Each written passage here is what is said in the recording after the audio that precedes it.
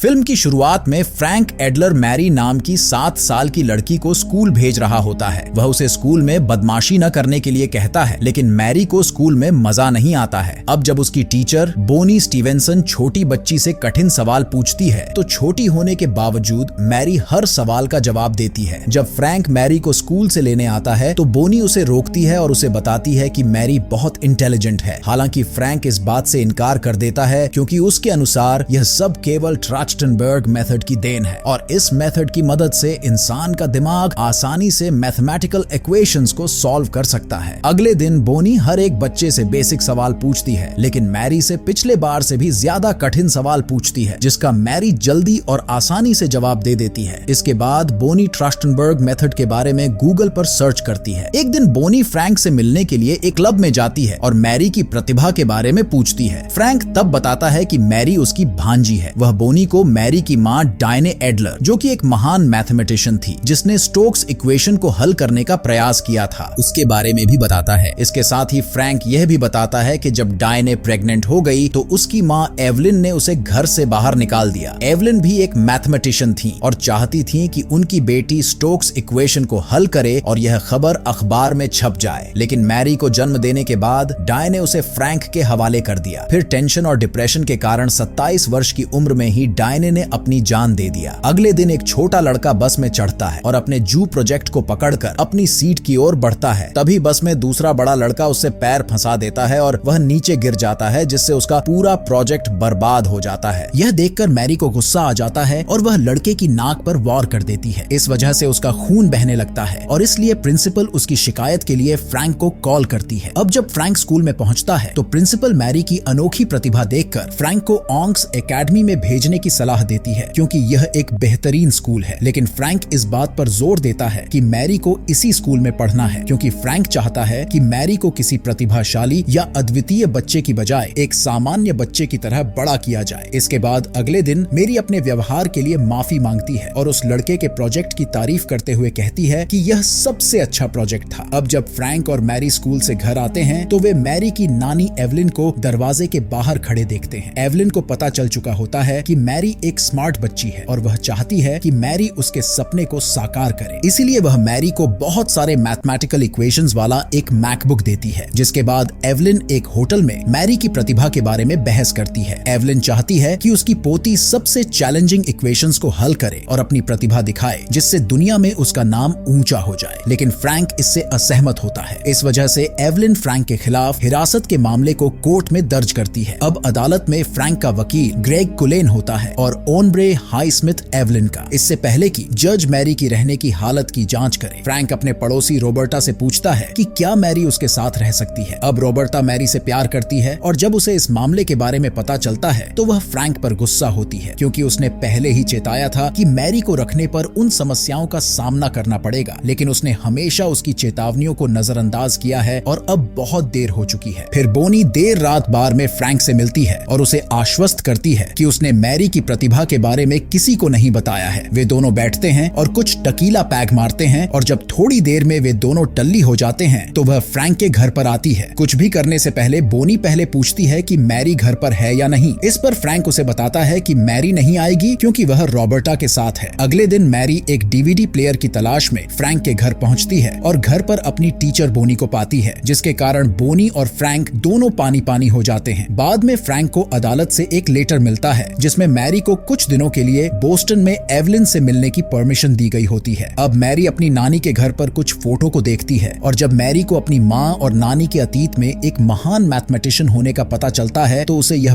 बहुत अच्छा लगता है। अगले दिन एवलिन मैरी के साथ कार ड्राइव करते हुए उसे प्रोफेसर से मिलवाने ले जाती है। अब प्रोफेसर मैरी से कॉम्प्लेक्स इक्वेशंस को हल करने के लिए देता है, लेकिन वह चारों खाने चित्त हो जाती है, जिससे एवलिन दुखी हो जाती है क्योंकि मैरी इसे सॉल्व नहीं कर सकी। अब वापस जाते समय मैरी एवलिन से बताती है कि वह इक्वेशन ही गलत था, जिससे वह उसे वापस प्रोफेसर के पास ले जाती है और उसे इक्वेशन को सुधार कर हल करने के लिए देती है। इस बार वह पूरा प्रश्न हल कर देती है। अब प्रोफेसर फिर पूछता है कि उसने उसे पहले क्यों नहीं बताया, जिस पर मैरी जवाब देती है कि फ्रैंक ने उसे बड़ों को सुधारने के लिए मना किया है। अब 2 दिनों के बाद मैरी फ्रैंक के पास लौट जाती है। मैरी फ्रैंक से कहती है कि वह एवलिन के साथ नहीं रहना चाहती है क्योंकि वह बहुत रूड है, इसीलिए वह केवल फ्रैंक के साथ रहना चाहती है। अभी पेड़ केट गोल्डिंग नाम की एक महिला अदालत से आती है और मैरी की हाल चाल के बारे में पूछती है तो मैरी रॉबर्ट के बारे में भी बताती है कि उसे उसके साथ समय बिताना बहुत अच्छा लगता है। वह फ्रैंक के साथ रहना चाहती है क्योंकि वह एक अच्छा इंसान है। आगे पेट पूछती है कि उसे क्यों लगता है कि फ्रैंक बहुत अच्छा आदमी है तो मैरी जवाब देती है कि फ्रैंक उसके साथ एक सामान्य बच्ची की तरह व्यवहार करता है, न कि कोई प्रतिभाशाली लड़की की तरह। अगले दिन अदालत में एवलिन ब्रैडली पोलार्ड का परिचय देते हुए दावा करती है कि यही इंसान मैरी का फादर है, लेकिन ग्रेग कुलेन चतुराई से मामला को संभालता और बहस जीत लेता है। फिर वह फ्रैंक के घर जाता है और उसे मैरी के फादर की अदालत में उपस्थिति के बारे में बताता है। अब जब मैरी यह सुनती है तो वह परेशान हो जाती है और खुद को कमरे के अंदर बंद कर लेती है और कहती है कि यह कैसा फादर है जो उससे कभी मिलने नहीं आया। अगले सीन में फिर से अदालत को दिखाया जाता है जहां ग्रेग कुलेन जजों को डायन के बॉयफ्रेंड पॉल के बारे में बताता है। वह अदालत को यह भी बताता है कि पॉल और डायने एक साथ भाग गए थे क्योंकि वे प्यार करते थे और एक दूसरे के साथ रहना चाहते थे। अब कुलेन डायने के बारे में यह भी बताता है कि एवलिन ने अपनी बेटी को गणित के अलावा किसी भी दूसरी एक्टिविटी में भाग लेने नहीं दिया। इसके साथ ही एवलिन ने ही पॉल के खिलाफ मामला दायर किया था, जिसके कारण डायने और पॉल अलग हो गए थे। यह सुनते ही एवलिन गुस्सा हो जाती है और कहती है कि डायने एक स्मार्ट बच्ची थी और वह नहीं चाहती थी कि ऐसी चीजों के कारण उसका ध्यान भटके। वह यह भी कहती है कि डायने जैसे लोगों ने ही आज के समाज के जीवन स्तर में सुधार किया है। अब हाई स्मिथ का दावा होता है कि फ्रैंक केवल इसलिए मैरी को चाहता है क्योंकि उसकी बहन डायने फेमस पर्सनालिटी थी। इस पर फ्रैंक कहता है कि डायने चाहती थी कि उसकी बेटी दोस्त बनाए और रोजमर्रा की जिंदगी जिए, जिसके बाद अदालत रात में स्थगित हो जाती है। अब कुलेन फ्रैंक से मिलता है और उनसे मैरी को एक दूसरे के परिवार में रखने के लिए कहते हैं। अब फ्रैंक गुस्से से ऐसा करने से इनकार करता है, लेकिन फिर भी मिस्टर कुलेन फ्रैंक को मैरी के लिए एक परिवार से मिलने के लिए राजी कर लेता है। अब न चाहते हुए भी फ्रैंक परिवार से मिलने जाता है और उनका घर पियानो के साथ बहुत सुंदर लगता है, जैसा कि मैरी को पियानो बहुत पसंद है। इस वजह से एवलिन और फ्रैंक समझौते के रूप में मैरी को उस परिवार में रखने के लिए सहमत हो जाते हैं। फिर फ्रैंक मैरी को नए परिवार में ले जाता है और उसे मनाने की कोशिश करता है, लेकिन वह मना कर देती है। वह मैरी को रोने के लिए छोड़कर चला जाता है और मेरी फ्रैंक के लिए चिल्लाती है और रोते हुए कहती है कि उसे उसकी जरूरत है और वह उसके साथ रहना चाहती है। हालांकि फ्रैंक उसे नजरअंदाज कर देता है और रोते हुए वहां से भाग जाता है। इस दौरान रॉबर्ट भी मैरी के न होने से टूट जाती है, इसलिए उस रात फ्रैंक देर तक काम करता है और बोनी उसे खुश करने के लिए आती है। लेकिन फ्रैंक को तो मैरी और उसकी नटखट बातें याद आती क्योंकि वह 6.5 साल तक उसके साथ रहने के बाद अलग हो गई होती। एक सप्ताह बाद फ्रैंक गिफ्ट के साथ मैरी से मिलने जाता है, लेकिन मैरी का नया मुंह बोला फादर फ्रैंक को उससे मिलने नहीं देता है और दावा करता है कि मैरी भी उससे मिलना नहीं चाहती है। इसके साथ ही वह फ्रैंक को वापस न आने की चेतावनी भी देता क्योंकि फ्रैंक को बार बार देखने से मैरी अंदर से टूट जाए। इस पर बेचारा फ्रैंक मैरी के नए फादर को गिफ्ट देकर वापस लौटा। अब एक दिन बोनी को अडॉप्शन सेंटर में मैरी की बिल्ली की फोटो दिखाई देती है, जिससे वह फ्रैंक को बिल्ली की तस्वीर भेजती है। जब फ्रैंक को यह पता चलता है तो वह अडॉप्शन सेंटर में भागते हुए जाता है और बिल्ली के बारे में पूछता है। रिसेप्शनिस्ट उसे बताती है कि इसे यहाँ एक महिला ने लाया था जिसे बिल्ली से एलर्जी है। यह सुनते ही फ्रैंक को एहसास हो जाता है कि हो न हो यह एवलिन की ही कलाकारी है, क्योंकि उसी बुढ़ी को ही बिल्लियों से एलर्जी है। इसके बाद फ्रैंक और रॉबर्टा उस परिवार के घर की ओर भागते हैं जहाँ मैरी है। जब वे पहुँचते हैं तो वे एवलिन और अन्य 2 प्रोफेसर को मैरी को उन कॉम्प्लेक्स क्वेश्चंस के बारे में पढ़ाते हुए देखते हैं जो एवलिन ने मैरी की माँ डायना को सिखाई थी। इनडायरेक्टली मैरी की हिरासत हासिल करने के कारण फ्रैंक एवलिन पर बहुत गुस्सा होता है और उसे पता चलता है कि एवलिन मैरी के दिमाग से स्टोक्स इक्वेशन को सॉल्व करके फेम पाना चाहती है। इसके बाद फ्रैंक मैरी को अपने साथ चलने के लिए कहता है, लेकिन मैरी भी गुस्सा हो जाती है और भाग जाती है। फ्रैंक उसका पीछा करता है और उससे माफी मांगता है, जिससे मैरी उसे माफ कर देती है। वह रोते हुए कहती है कि वे उसकी बिल्ली को ले गए, लेकिन फ्रैंक उसे खुशखबरी देता है कि उसे बिल्ली मिल चुकी है और वह घर पर ठीक है। इसके बाद फ्रैंक फिर एक समाधान के साथ एवलिन के पास लौटता है और उसे बताता है कि डायने ने मरने से पहले स्टोक्स इक्वेशन को सॉल्व कर लिया था, लेकिन डायने ने इसे पब्लिश करने से इनकार कर दिया क्योंकि वह नहीं चाहती थी कि उसकी माँ एवलिन इसका श्रेय ले। फ्रैंक यह भी कहता है कि डायने ने इसे मरने से 1 साल पहले ही सॉल्व कर लिया था। इसके बाद फ्रैंक एवलिन को डायने का सॉल्यूशन पब्लिश करने की परमिशन देता है, जिससे उसे मैरी की पूरी कस्टडी मिल जाती है। इसके बाद फ्रैंक, रॉबर्टा और मैरी खुशी खुशी घर वापस चले जाते हैं। एवलिन को अपनी गलती का एहसास होता है और वह अपने अपराध पर बहुत रोती है। फिर मैरी अपनी इंटरेस्ट के अनुसार हाई लेवल मैथमेटिक्स की पढ़ाई करने के लिए अमेरिका के फेमस कॉलेज MIT में दाखिला लेती है और अपनी पढ़ाई के बाद फ्रैंक मैरी को उसकी उम्र के दूसरे बच्चों के साथ खेलने और आनंद लेने के लिए स्कूल में छोड़ देता है। दोस्तों, आपको फिल्मी फियर का यह वीडियो कैसा लगा कमेंट में जरूर बताएं और यहाँ तक आ गए हैं तो चैनल को सब्सक्राइब जरूर करें। कसम से बहुत मेहनत लगती है। धन्यवाद।